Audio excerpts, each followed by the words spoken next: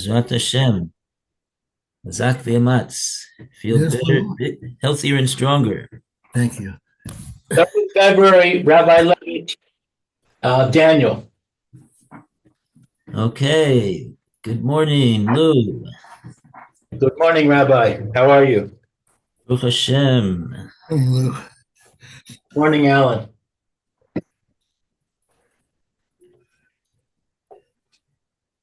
All right. So we are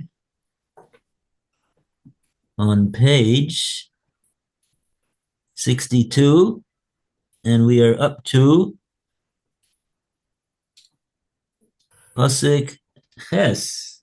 Yes. Yes. Oh, here we have the viziers and the satraps assembled about the king, and they've got a plan to do away with Daniel. Chas v'shalom. And the first words to the king are, "Long live the king." No, even more than that. May King Darius live forever. Isn't that ridiculous? How is he going to live forever? Well, I'm sure it warmed the heart of the king to hear that. So now let's see what they got on their agenda over here. Pasuk Ches. These Rishoyim. Okay. Starts with it's you are two, right?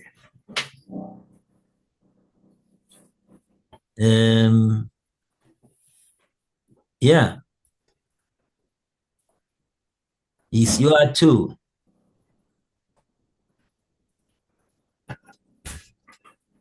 Did anybody hear about Roy? No. We haven't either. Oh, the operation was yesterday. Yeah. Yeah. Cool. We don't bother them, you know? It's a tough thing. Yeah. Ez Hashem. Fuah Shlema. Okay, so the best thing we can do is to have a chizik in our learning, and it should be for a schus, Right. for Semach ben Pesha, Ilin Neshama, Imi Morosi, Aleh Shalom. Okay, so Alan, would you like to start the reading today? That's your R2, Cole, Sorche, Mama Husor, Siga, Maya, Siga, Mayua,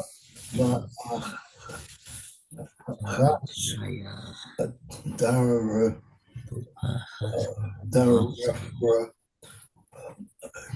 Nayor, Hador, your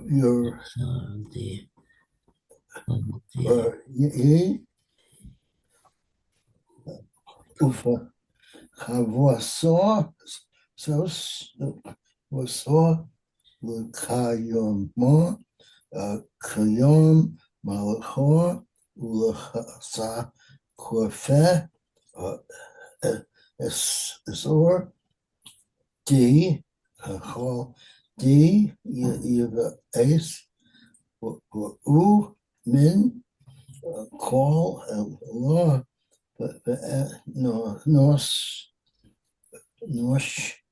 Odd, yo, mean, Turlo, see, or hen, me, Nechor, me, Minor, Malakor, your May, Lego, our, your, saw, Good. that's it. Yes, number 5. 8. Eight. Right, okay.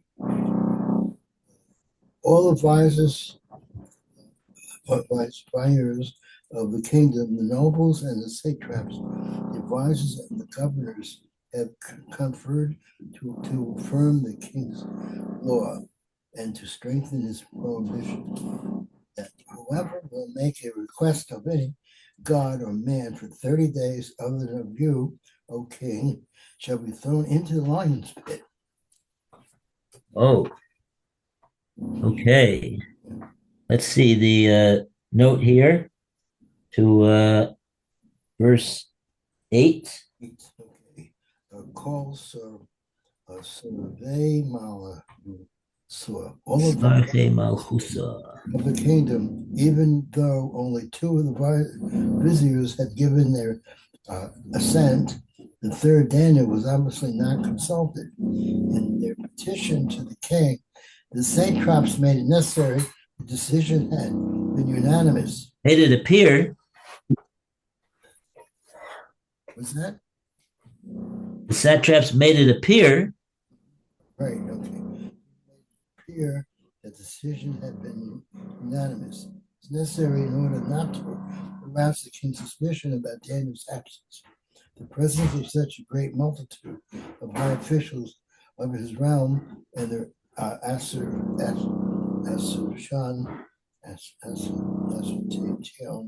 that all visitors, including Daniel, had given their assent to the proposal were enough to ally the misgivings the king may have had about the scheme for his glorification.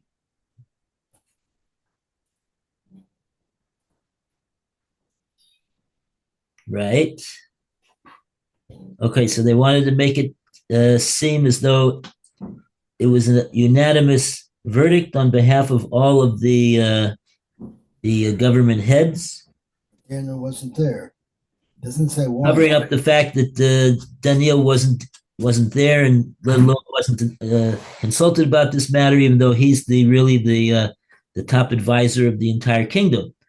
Okay, so that's the first thing they trying to do to deceive and misrepresent the situation. Okay, Doesn't we say got another note. doesn't say when Daniel wasn't there. What? It doesn't say well Daniel wasn't there. All right. And to strengthen Well, we know that he wasn't there. He wasn't. He definitely wasn't there. he wasn't even. He wasn't even asked about this law that they want to pass here. this prohibition, for example, to demand more stringent punishment for its transgression as it will More stringent punishment for his transgression. jeopardize his life. Therefore, Daniel's courageous disregard for his life in line of the royal. Wait. You got to go to the 64, page 64. You were on 65. Oh, that's the bottom. All right. Were treason punishable by death. The moment. The stated purpose of this decree was to strengthen the new king's rule in the empire. In the 30 days of the decree, he would personally answer all requests from his subjects. This extended even to the personal matter, as seen from the prohibition to pray to any god.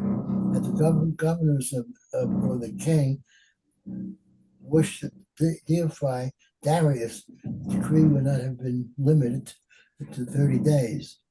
Through the king's personal and beneficial intervention for subjects' lives, strong bonds of friendship and devotion would be forged, thus strengthening his rule over his entire kingdom.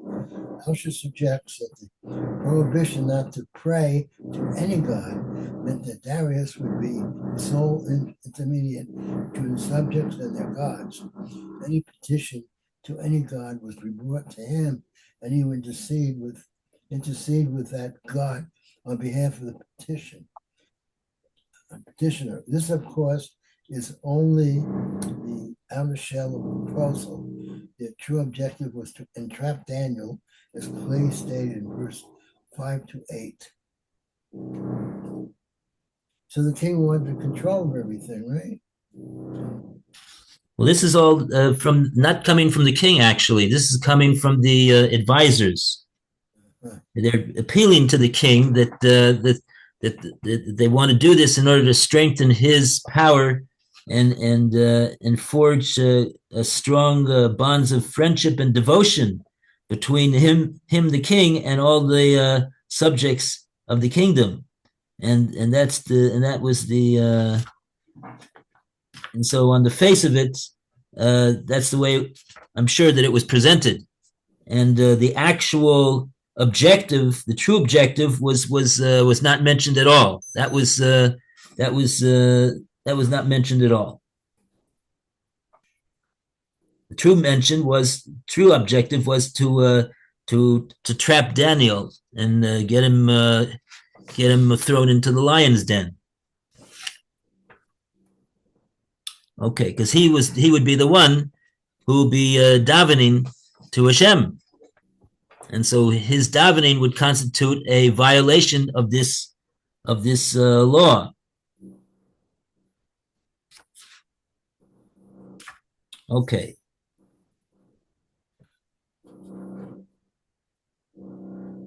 So fine. So that's what they did. Let's see what is the king's response to this. Pasuk Tes on page 64.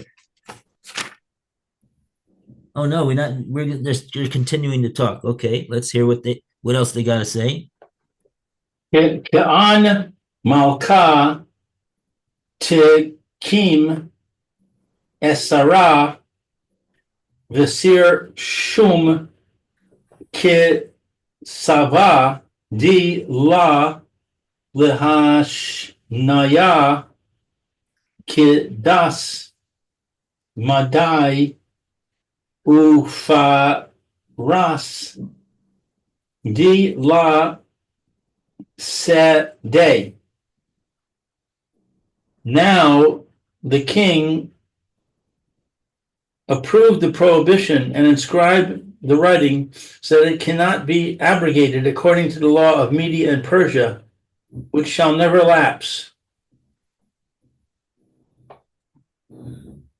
The commentary, now, without delay, they did not want the king to think about the proposal for fear that the plot would be uncovered. Besides, they wanted Daniel out of the way as soon as possible. According to the law of Media and Persia, the Persian tradition that even the king could not change a law once it had been signed by him is well known from Esther. Okay. We go to Pasuk Yud. Okay. Now we see what the king did with this proposal. Corvel de nor malachor dal your besh shame Kusugor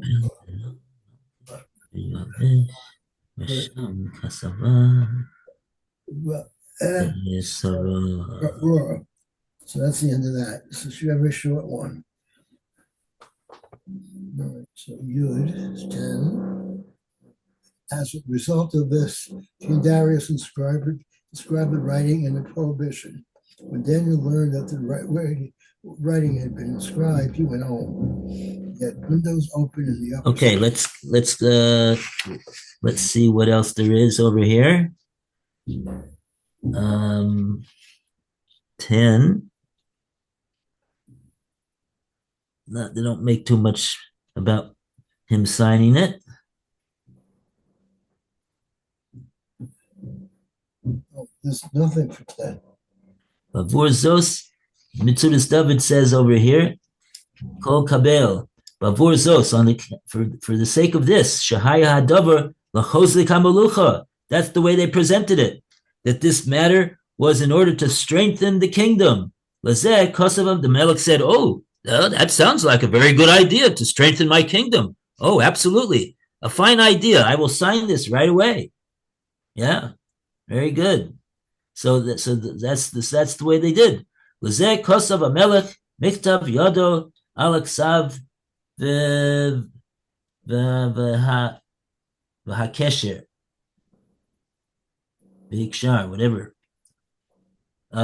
So that to that end, the Melech promptly and forthwith he affixed his signature on this proclamation that was already written up. All he had to do is sign on the bottom, sign on the dotted line. That's all he had to do, and so he did it, and that was it.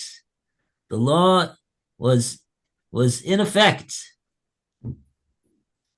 and now we're going to go to the next pasuk. Okay. Yeah, this is a longer pasuk. So, okay, we'll go in order. It's Lou's turn to read the next pasuk, pasuk Yud Aleph. V'Daniel kedei yada di rishim kesava al Levi say v'chavin pesichan lay say neged Yerushalem, the same name to Lasa Yoma, who Barech al Birkohi Umitzale Umode Kadam Elahe Kol Kavel Di Hava Aved Min Kadmas Dinah. When Daniel learned that the writing had been inscribed, he went home. He had windows open in his upper story facing Jerusalem, and 3 times a day he fell to his knees and prayed and gave thanks before his God, exactly as he used to do before this.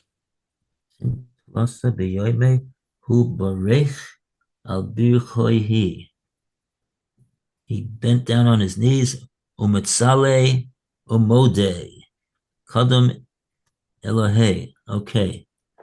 So Matzale means he prayed. Mode means he gave thanks.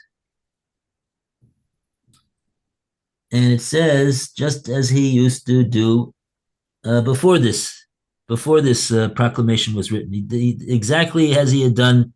He didn't make any changes whatsoever in his Seder Hayom. He davened 3 times a day, presumably just like we do. Before the wedding.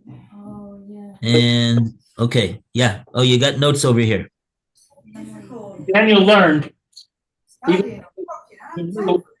about the decree. He did not need to have himself exempted from it.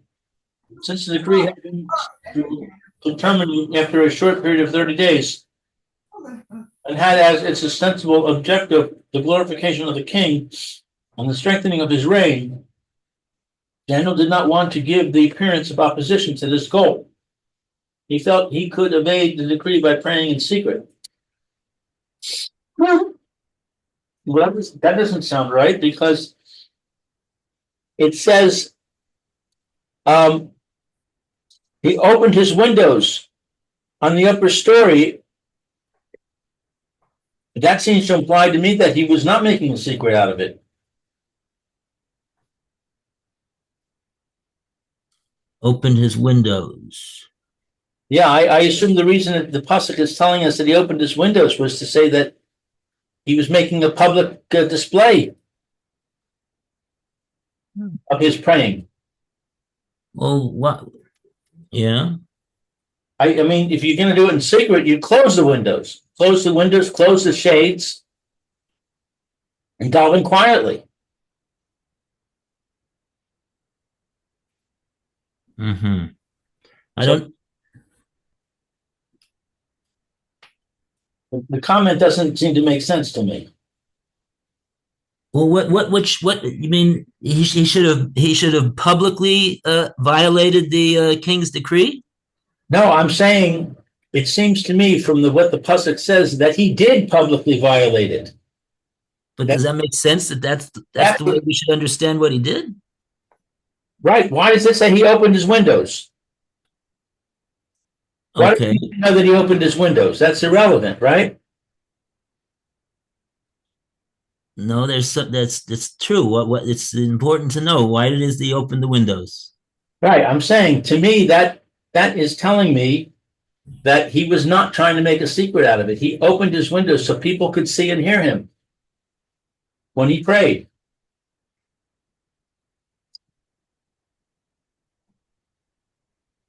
Okay, I'm just looking to see in the let's read the rest of what he says over here, Okay. Uh, and let's see how it comes out over here. There's an awful lot of commentary on this. Wow, this is I think the biggest amount of commentary that we've had so far. that is quite a lot. Okay. He went home. He did not pray publicly. Oh, interesting. Okay. He did not pray publicly in the synagogue, where he had no doubt prayed up until now, in order not to anger the king. He chose to ostensibly abide by the king's decree while furtively upholding his obligation to God in every manner possible. Ashlich. Tamam al-Shik. This was not a case where one must let oneself be killed rather than transgress. This rule applies at all times only to three cardinal sins: idolatry, immorality, and murder. However, where conversion is aimed at conversion, one must sacrifice his life for Kiddush Hashem, sanctification of the name, for any Jewish custom at all. Lacking these conditions, it is obligatory to transgress, since it is written concerning Torah laws, which a man shall do, v'chai bahem, and live by them. If he died and did not transgress, he is responsible for the loss of his life. Since the king's intent here was for Anas Atzmo, his own glory, without intent to convert Jews, and this was not a case of transgressing the three cardinal sins, Daniel was not obligated or even permitted to jeopardize his life. Therefore, Daniel's courageous disregard for his life in light of the royal decree is explained by the commentaries, not as a conscious act of martyrdom, but as a miscalculation as to the danger of his actions. That where the danger is not clearly apparent, one is permitted to endanger himself for the sake of a mitzvah, since the mitzvah will guard him. There is, however, another school of thought that permits martyrdom for mitzvahs in some or all cases. Some authorities refer to Daniel's actions as proof of the principle permitting martyrdom, even where the halacha does not require it. These authorities evidently understand Daniel's actions to have been an overt act of martyrdom in the absence of a halachic requirement to do so. He had windows open in his upper story. Rav Chia bar Abba said in Rav Yochanan's name, a person should pray only in a house that has windows, because it is said, and he had windows open in the upper story. The reason for these windows are to arouse his devotion through seeing the sky and thereby associating it with God. Because the light creates a pleasant atmosphere and so enables one to pray with devotion, so that one should pray towards Jerusalem. Thus, there is a need to open windows and doors towards Jerusalem in order to pray facing them. Okay, well, that answers my question. In his upper story, he did not pray in his lower stories where he could readily be observed. Okay, facing Jerusalem, he prayed in the direction of the holy temple, even though it was destroyed, as King Solomon said, and they shall pray to you by way of their land. 3 times a day. The practice of praying 3 times a day, though not a Torah obligation, had already been instituted in Daniel's time. Otherwise, it is inconceivable that Daniel would have endangered himself for the purpose of prayer. Rambam states that though the Torah obligates one to pray every day, number of prayers is midah rabbanan, a rabbinic ordinance. Ramban disagrees. He maintains that prayer is obligatory only in time of need, not necessarily even once a day. Rambam implies that Ezra and his rabbinic court, the Great Assembly, mandated the number of prayers to be said daily. According to this view, Daniel's practice of praying 3 times a day must have been a private custom of his own. He fell to his knees. King Solomon, too, knelt while praying, but the custom has been discontinued throughout Jewry, and prayed to give thanks, and gave thanks. In accordance with the halacha that the first 3 brachas should be praise to God, and the last 3 should contain words of thanks. As he used to do before this, he prayed 3 times, including Arvis, the night prayer, even though, according to halacha, this prayer is not obligatory. Nevertheless, he did not exempt himself from even this prayer because this is what he used to do before this. When one commits himself to the custom of praying at night, it becomes obligatory for him. Malbim interprets Daniel's seeming defiance of the king's decree in a very different manner. The king's decree had been regarding whoever shall make a request, i.e., whoever asks for something specific. Since his prayers were of a general nature, Daniel understood them not to be covered by the king's decree. Therefore, Daniel innocently continued to pray and to give thanks before his God, since he was not making a request. Rather, he was doing just as he used to do before this.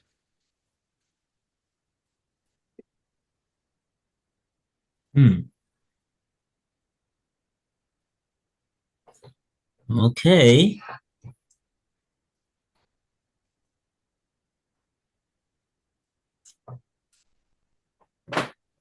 So, fine.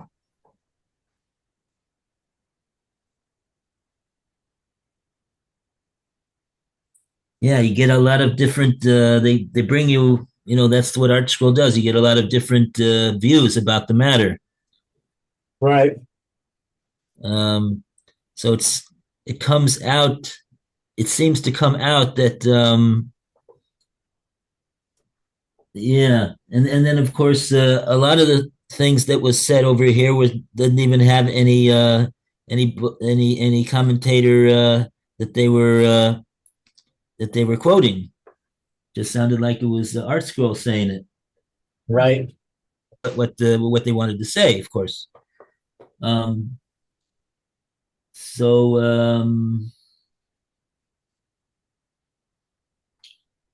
yeah,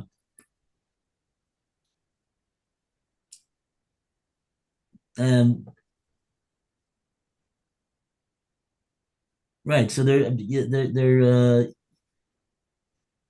yeah. Okay.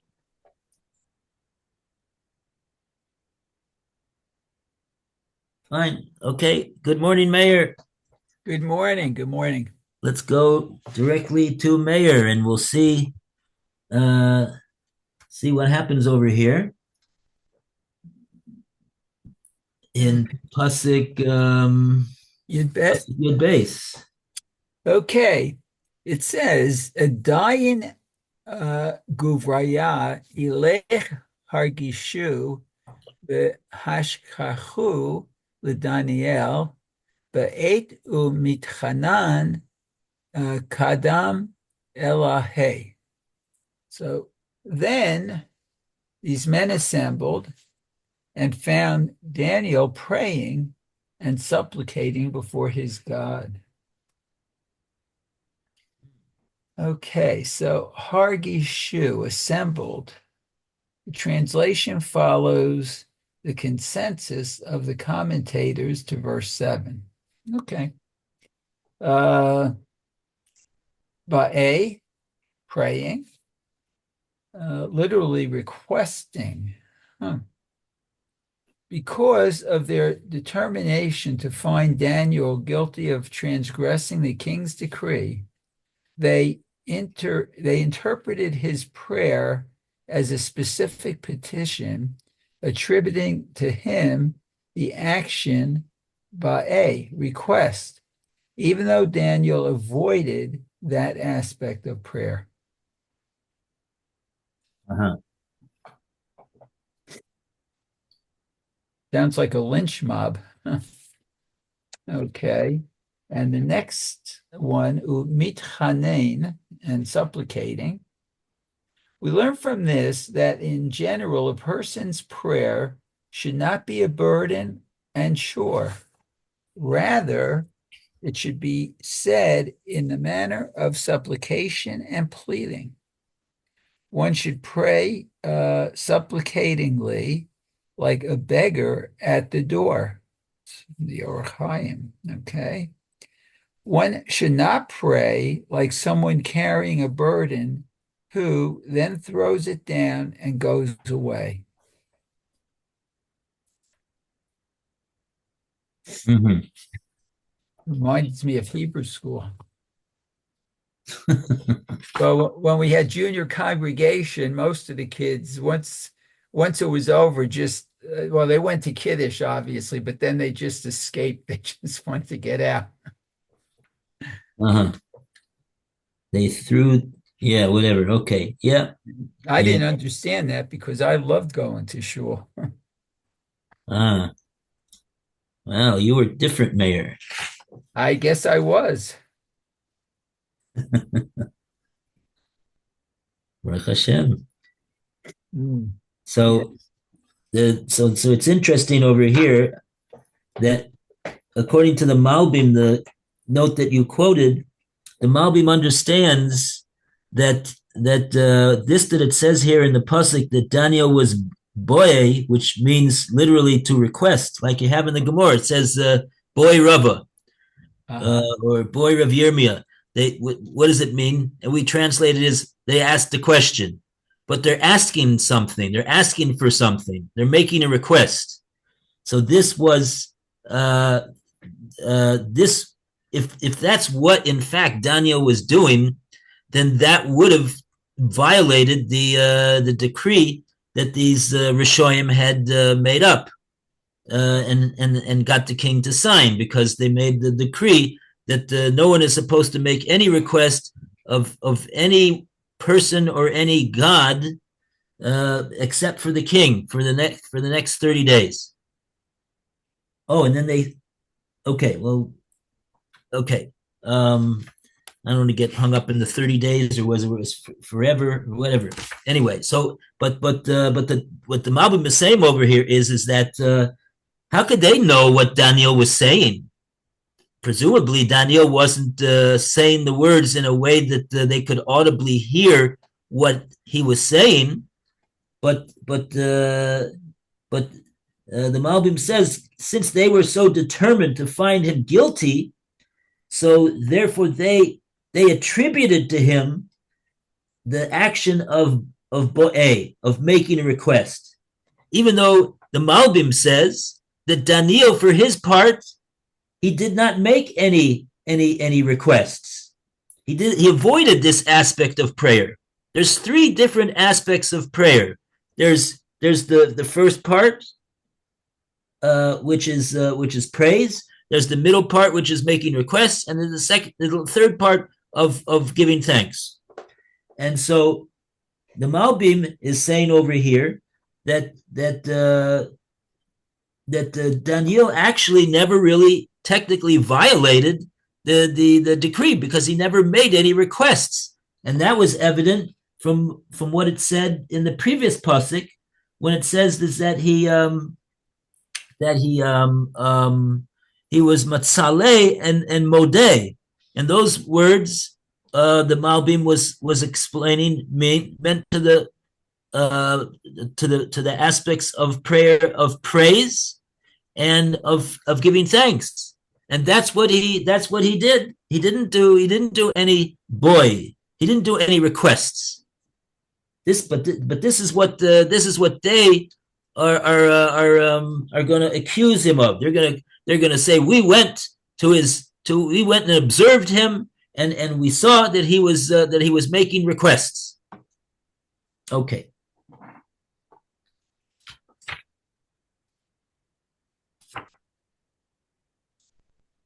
Okay. And with that, we go to Pasuk Yud Gimel. Alan, are you there?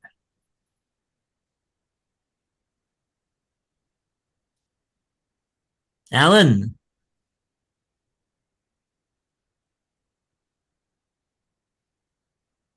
Looks like Alan's not there. No, he is there. He maybe can't hear you. I see. Alan, can you hear us? Raise your hand. Your mic is off. There he is. Okay, yeah, you got to. Hey, I'm back. Okay, you got Pasuk Yud Gimel. This is the first line of page 66. Right. Another Bey Dayan. Dayan Karivu Omer Rin Kodam Malakor Al Asura Al Halor Asar Rishanti Hall and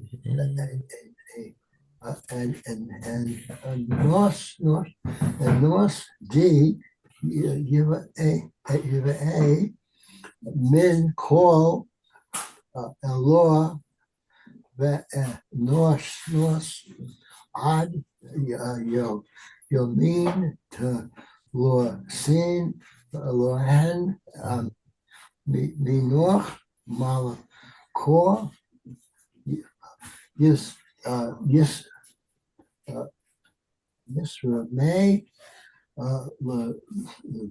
the Guvov are your Soa or Nay Malakor Omar Yatzibor Mil Soa Kudas Mordei Ufa Bas D Lord Fedor. All right, Gimel. Day. I approached and spoke before the king concerning the king's prohibition. Did you not inscribe a prohibition that any person who would make a request of any good or person for 30 days other than you, O king, would be thrown into lion's pit? The king replied and said, the matter is true, according to the law of Media and Persia, which shall never lapse. Okay. 13. Making their case against Daniel. 13, you got a note here on the bottom of page 66. Okay. Concerning the king's prohibition, for example, about the transgression by Daniel of the king's decree of which they came to accuse him from Rashi. They only pretended to be inquiring about the decree because they were afraid that the decree might not be irrevocable. Only when the king affirmed it's irrevocable did they tell him about Daniel's transgression. Had they told the king immediately, he might have denied that the decree had already been signed. Yeah, I'll just. Oh boy. They suspected that the king might try to weasel out of it. So they wanted to trap him and and corner him and get him to say that yes, this decree it shall never lapse, meaning it's irrevocable. Nothing anyone can do about it. Now they're going to open up. Okay, Pasuk Yud Daled. We go to Lou. You're valid.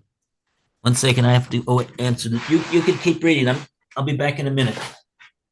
They Dayan Ano V'am Rin Kadam Malka Di Daniel Di Min B'nai Gal Usa Di Yahud La Sam Allah Malka to aim Baal Esara Di Rishamta Vizimnin Tilasa Bioma Ba A Ba Usay.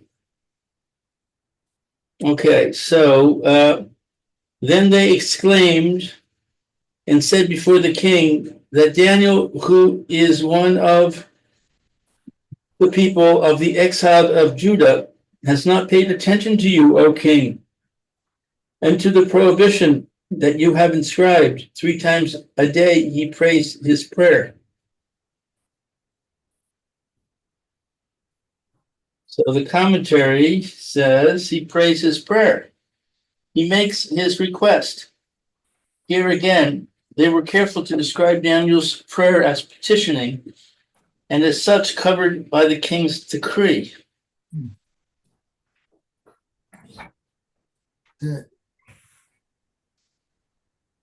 Okay. Uh-huh.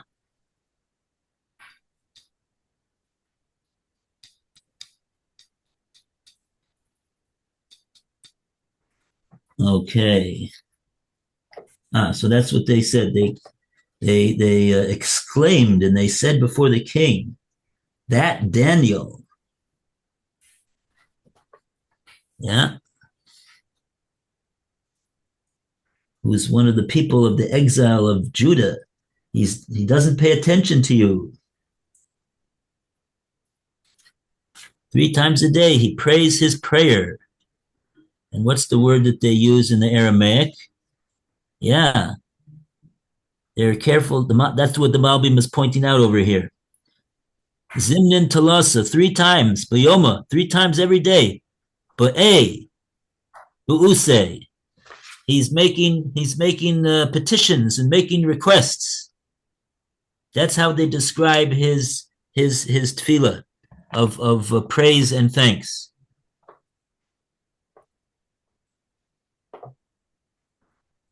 Okay, so let's see what's going to happen here now. Pasuk.